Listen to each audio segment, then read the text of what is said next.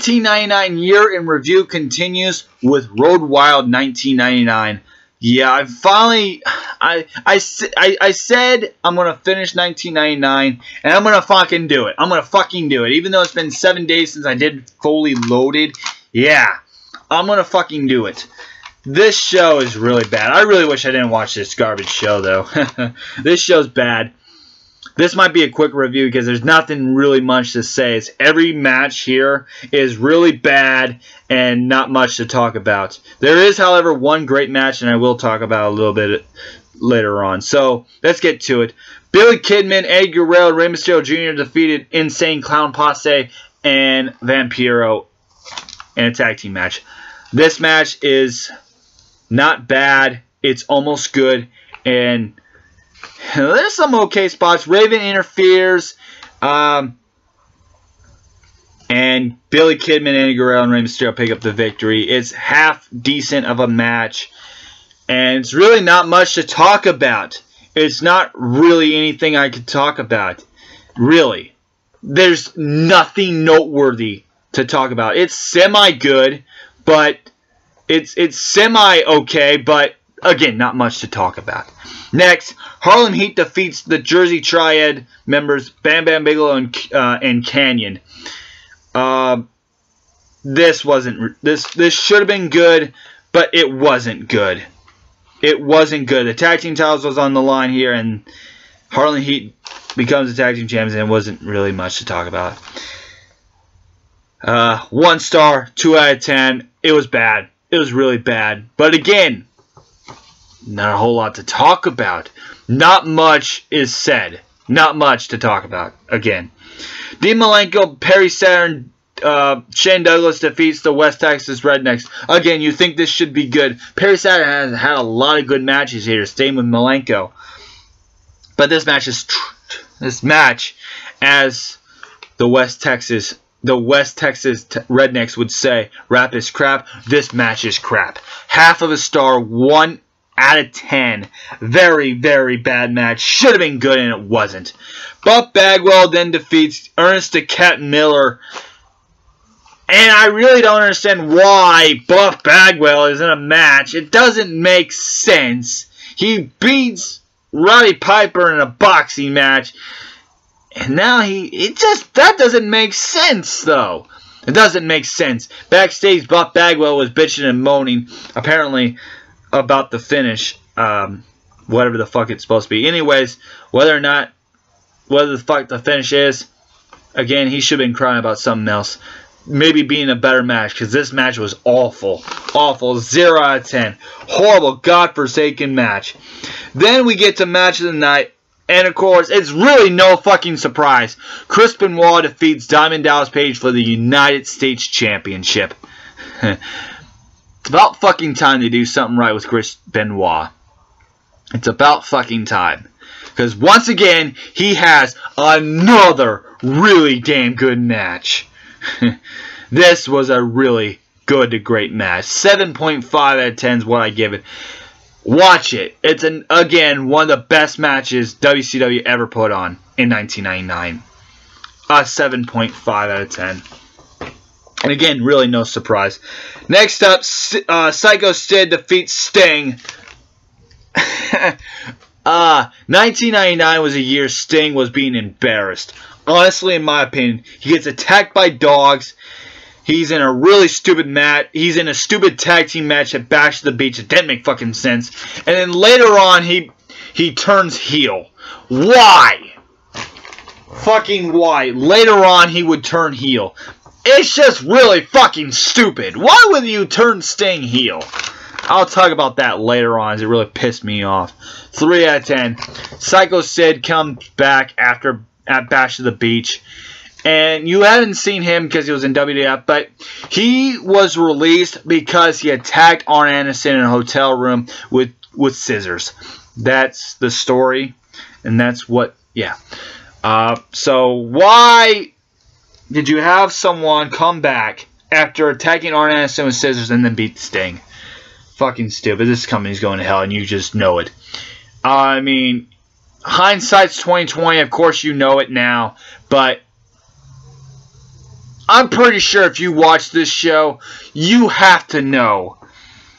You have to say, man, in the back of my mind, you're saying, this show, this company is going to hell. You know it. You know it. Even then, you know it. Even then, you knew it. And you knew it here, the next match. Goldberg defeats Rick Steiner. Why? Why is Goldberg wasted away in a stupid match with Rick Steiner? Why? Goldberg, again, was embarrassed in 1999. In my opinion. Because, he never got a title match. I don't think he fucking did. He never got the title back. And I don't even think he got a title match. Because it's sure as fuck, in these pay-per-view matches coming up, doesn't seem like he's in the fucking title match to begin with. Why didn't he get his title back? Why? Mind blown. 2 out of 10. This match is bad. And you know what? Then we get one of the worst matches I've fucking seen.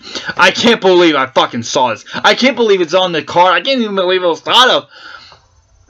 Before I talk about this, though, Tony Schiavone said this. It's literally one of the stupidest things. Well, the stupidest thing he said was, well, Mick Foley's going to win the world title. That'll put a lot of butts in the seats. Yeah, well, this is one of the stupidest things he ever said, too. If Dennis Rodman and Macho Man Randy Savage took place, it would break every pay-per-view record. Yeah, he said that. Well, guess what? Of course it fucking didn't.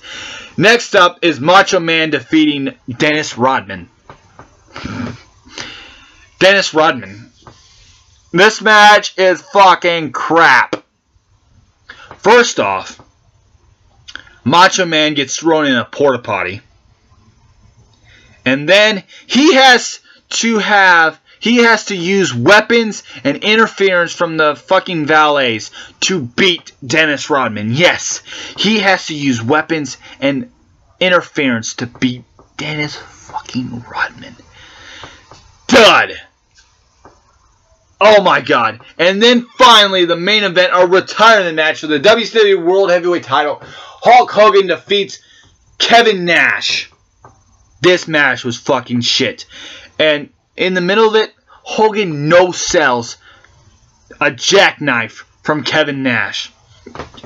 Hulks up and then beats Nash. Yeah, by the way, Hogan is not Hollywood black and white. He is back to the red and yellow. And he's WCW champion. This match gets a dud. This show goes straight to hell. 2.3 out of 10. That's my review on it. Not much to say. Not much to say. But there is a lot to say. Because backstage, a lot of shit hit the fan. Buff Bagwell got in a huge fight with management and Ernest Miller as he was crying like a little baby.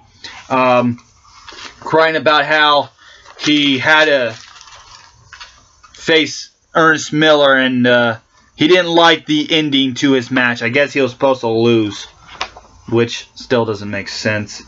The biggest blow-off, of course, is Macho Man Randy Savage blew up on Hulk Hogan, screaming and yelling at him, saying it's all your fault that I'm being wasted away in matches.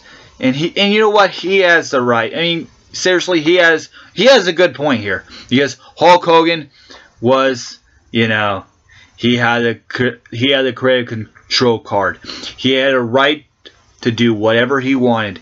If he didn't like something that his character was doing, he could axe it. If he didn't want to lose to a certain guy, he could axe it. He didn't want to be in a feud with somebody, he could say something. Well, yeah. And I don't blame Macho Man. He walked out. He didn't show up the next couple of shows. And this whole thing would start the infamous feud between Hogan, the real life problems between Hogan and Savage. Backstage at Nitro's shows were just getting bad. Eric Bischoff started screaming and yelling at Raven, and Raven actually had the balls to stood up and say, "Fuck you," and he left. And not only did he left, he went to ECW, which at the time wasn't doing so well, as they were getting their ass fucked in the beginning by TNN. Right from the get-go, they were getting their ass fucked. And you know what? Raven would rather